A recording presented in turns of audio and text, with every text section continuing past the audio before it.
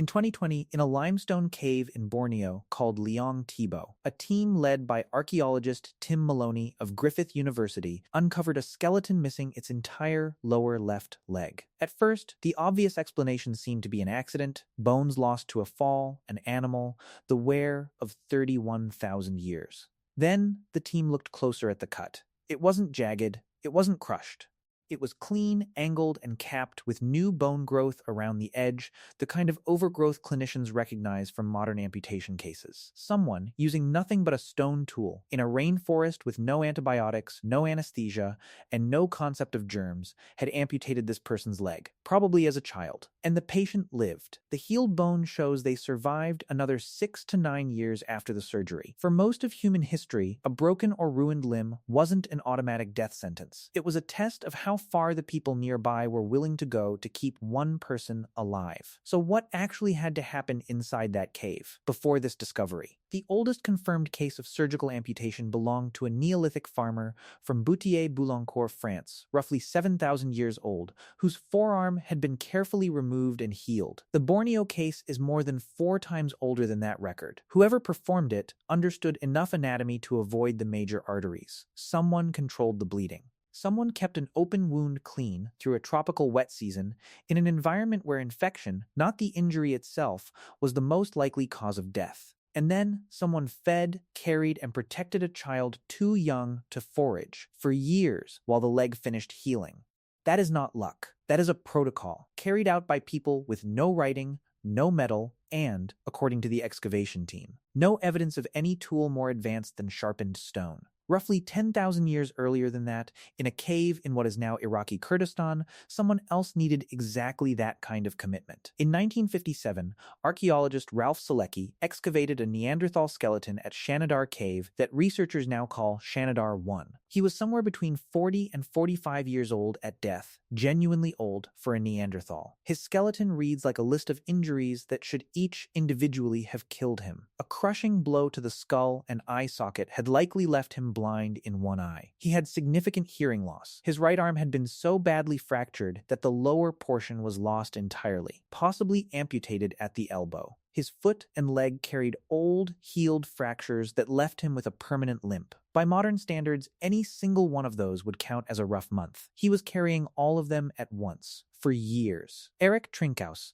a professor of anthropology at Washington University in St. Louis, who has studied the Shanidar remains since the 1980s, has made the case plainly: a Neanderthal who was blind in one eye, deaf, and missing a forearm could not hunt, could not always hear a predator approaching, could not defend himself. And yet the bone had time to heal, remodel, and carry him into an age almost no Neanderthal reached. Someone had to keep him alive, deliberately, for years.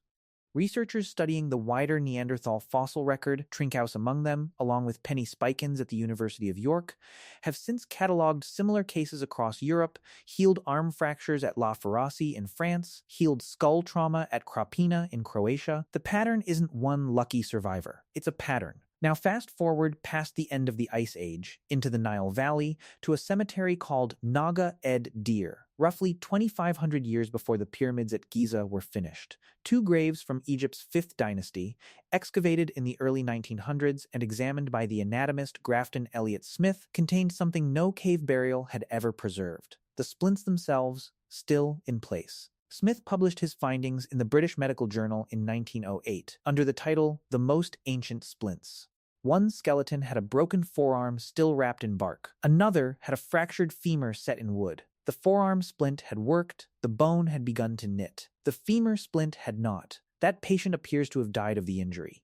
That gap between the 2 cases is, to researchers, almost as informative as the splints themselves, proof of a real technique, applied with real, uneven success, more than 4,000 years ago. A little over 1,000 years after those burials, someone in Egypt wrote the whole system down. The Edwin Smith Papyrus, purchased in Luxor in 1862 by the antiquities dealer's American client it's now named for, sat untranslated for decades until the Egyptologist James Henry Breasted finally published a full translation in 1930. The physical papyrus dates to around 1600 BCE, but Breasted argued the text itself was a copy of a far older manuscript, possibly reaching back toward 3000 BCE. Old enough that Breasted speculated its original author might have been Imhotep. Inside are 48 case studies of trauma, organized head to toe, each one closing with a verdict: an ailment I will treat, an ailment I will contend with, or an ailment not to be treated. An early triage system, in other words,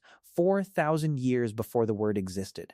It recommends splints padded with linen. For a dislocated jaw, it describes a reduction technique, thumbs inside the mouth, fingers under the chin, pressing down and back, that is nearly identical to the one taught in emergency medicine wards today. That's not folklore, that's a manual. For a long time, the standard theory in the history of medicine held that real medical practice began with agriculture, somewhere around 10,000 years ago. Once settled populations had the surplus and population density to support specialists. But the researchers behind the Liang Tebo discovery wrote in their 2022 paper in Nature that the find rewrites the understanding of the development of medical knowledge. A mobile nomadic group in a Pleistocene rainforest didn't need villages or specialists to perform and successfully recover from a limb amputation. They needed something else entirely. Someone willing to spend weeks of unpaid, high-risk labor keeping one injured person alive with nothing to gain from it personally. And that idea goes even deeper than Borneo. Shanidar Cave isn't an isolated miracle. It's one data point in a pattern that stretches across an entire other species of human. So the real discovery buried in all four of these sites isn't that ancient people had medicine.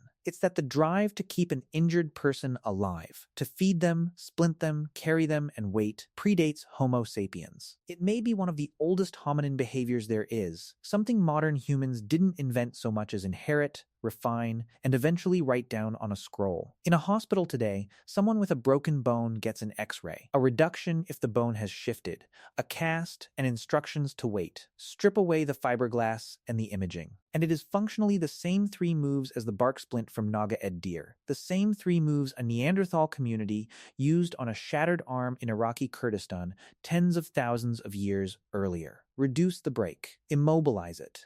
Don't let the person die of anything else while the body does the actual work. The materials changed. Plaster replaced bark. Bark replaced whatever came before it, unrecorded, lost somewhere on a cave floor. But the instinct underneath all of it, someone deciding that a broken body is worth the trouble of saving, that part hasn't needed an upgrade in at least 40,000 years.